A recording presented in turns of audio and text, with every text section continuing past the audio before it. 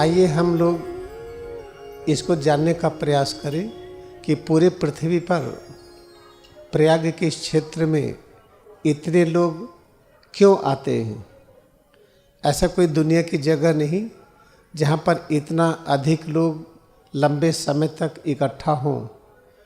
कुंभ मेले में, अर्ध कुंभ में यहाँ पर जितने लोग आते हैं, जो कनाडा देश है, नॉर्थ अमेरिका का यूएसए और कनाडा दो देश है, तो कनाडा की जितनी आबादी है उससे ज़्यादा लोग होते हैं केवल इस इलाहाबाद के क्षेत्र में। और इतनी आबादी में बिल्कुल शांत होता है, कोई गंदगी नहीं दिखाई पड़ती, कोई बदबू नहीं आती है, बड़ी शांत व्यवस्था होती है, वायलेंस नहीं होता है, किसी प्रकार की कोई एलिटिकल हैजार्ड नहीं होता है। विदेशों में इतनी व्यवस्था करने के लिए देश का आधा रेवेन्यू लग जाएगा। हमारे यहाँ कम खर्चे में इतनी बड़ी व्यवस्था होती है, उसके पीछे कारण क्या है? ये परंपरा चली आ रही है। जब भरद्वाज मुनि का आश्रम था, त्रेता युग में जब भगवान राम थे, उस समय इस जगह को प्रयाग कहा जाता था। प्रयाग, इसका नाम प्रयाग क्यों पड़ा? जहाँ पर प्रकृष्ट यज्ञ हो उसे प्रयाग कहते हैं। यज्ञ किसको कहते हैं? तपस्वाध्याय ब्रह्म निधानान यज्ञ। ऐसा अभ्यास, ऐसी साधना हम जिसे तप कहते हैं। तप वह साधना है जिसमें हम सुख और दुख दोनों की अनुभूति करते हैं, तो दोनों परम आनंद के रूप में होता है। सुख और दुख परम ज्ञान के रूप में, परम आनंद के रूप में, परम शांति के रूप में, उसको तप कहते हैं। और जब ये अभ्यास किया जाता था तो इसी को विद्या अध्ययन कहा जाता था। और जब ये अभ्यास होता था तो अपने बारे में जानकारी होती थी कि हम कौन हैं, तो उसी को स्वाध्याय कहा जाता था। और जब अपने बारे में जानकारी हो तो ये पता चल जाता था कि ब्रह्म कौन है। तो अपने को जानने के बाद ब्रह्म के बारे में हम स्वतः जान लेते थे। तो इसी सूत्र को यज्ञ कहा जाता था, तपस्वाध्याय ब्रह्म निधानान यज्ञ। लेकिन धीरे धीरे जब समय बीतता गया, कलिकाल आया, 700 ईसा पूर्व के बाद लोगों के दिमाग की शक्ति घट गई, तो अर्थ का अनर्थ लगा। तो जो ब्रह्म निधान था, ब्रह्म के स्थान पर ब्रह्म, भूत, पिशाच, घोस्ट ये सब होने लगा। तो उसको हटा करके ईश्वर लिख दिया गया। और तपस्वाध्याय ईश्वर प्रणिधानान क्रिया योगा, यज्ञ के नाम पर नर बल, पशु बल ये सब होने लगा। तो उसको महर्षि पतंजलि ने हटा करके जो यज्ञ का नाम था वहाँ पर क्रिया योग लिख दिया। तो प्राचीन मानव सभ्यता में जो यज्ञ था, जिसे विद्याध्ययन कहते थे, उसी को लहड़ी महर्षि ने, महाअवतार बाबा ने, कृष्ण भगवान ने और महर्षि पतंजलि के साधन पाद में क्रिया योग का नाम हुआ है तपस्वाध्याय ईश्वर प्रणिधानान क्रिया योगा। क्रिया योग ध्यान करने से यहाँ पर ऐसा माहौल था, पूरी दुनिया में सबसे अधिक आबादी थी। यहाँ पर 10,000 लोग एक साथ बैठ कर के ध्यान करते थे। इसीलिए प्रकृष्ट यज्ञ का केंद्र था ये, जहाँ पर प्रकृष्ट यज्ञों से प्रयाग कहते हैं। और हर तीर्थों का राजा कहा जाता था। तीर्थ के राजा का क्या अर्थ है? जहाँ पर जो अभ्यास करिए, जो साधना करिए, सारे तीर्थ उसमें समा जाएं। कहते हैं कि दंडी स्वामी लोगों को कभी भी तीर्थ में जाने की आवश्यकता नहीं पड़ती है। वो कहीं पर ना जाएं, उनको हर चीज़ें स्वतः प्राप्त हो जाती। कैसे हो जाती है? देखिए, सिर और रीढ़ के अंदर जो ज्ञान की गांठें हैं, 5 ज्ञान की गांठें हैं।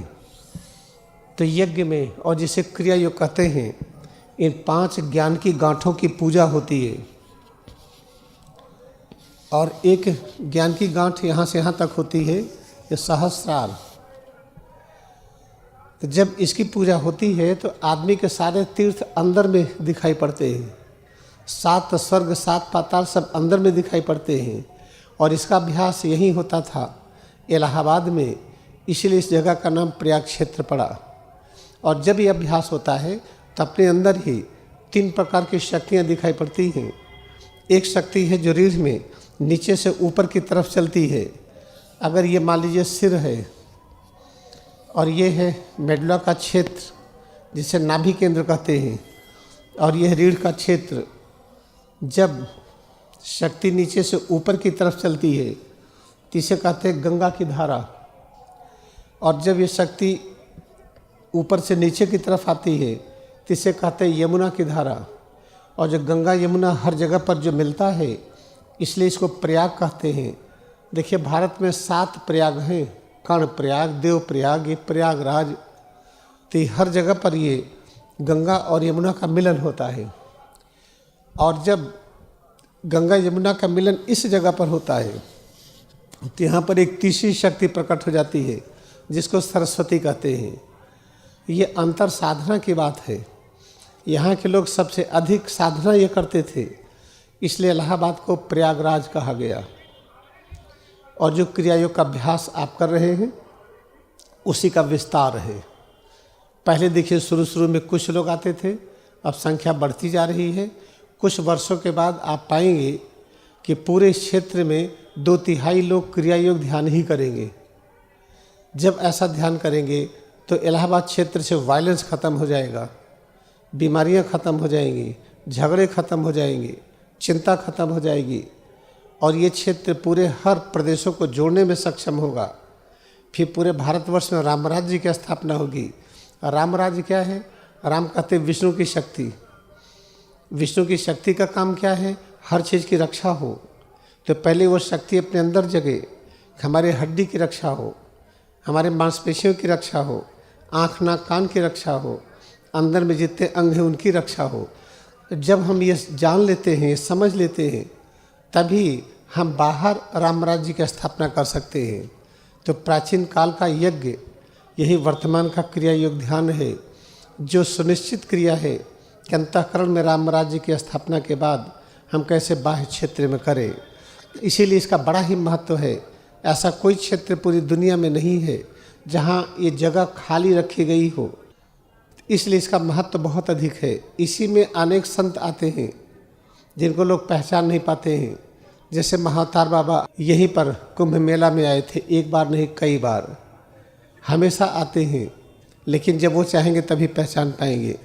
इसलिए याद रखिए, अगर इस प्रयाग के इस मेला को आध्यात्मिक कर दिया गया, प्राचीन भारत में यज्ञ की तरह से कर दिया गया, सब जगह क्रिया योग ध्यान होने लगा, तो याद रखिए सूत्रपात हो गया है राम राज्य की स्थापना का।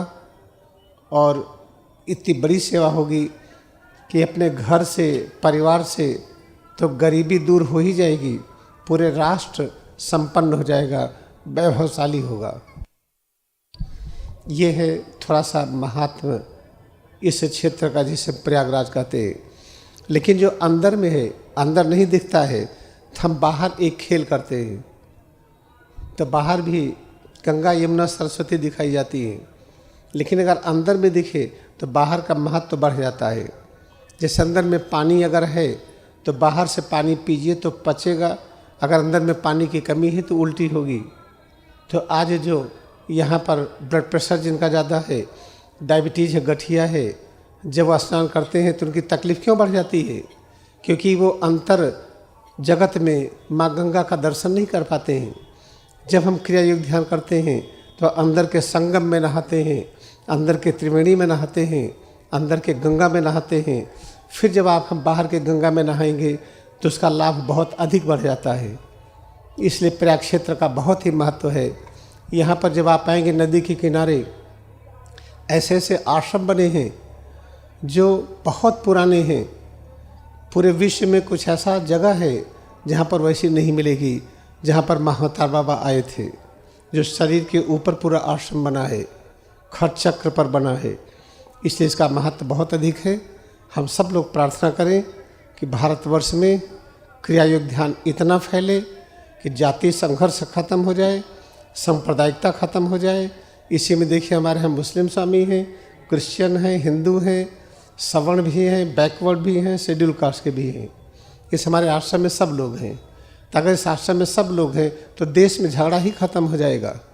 जैसे एक पेड़ लगाइए, अगर एक पेड़ खिल गया तो सारे पेड़ लगाए जा सकते हैं।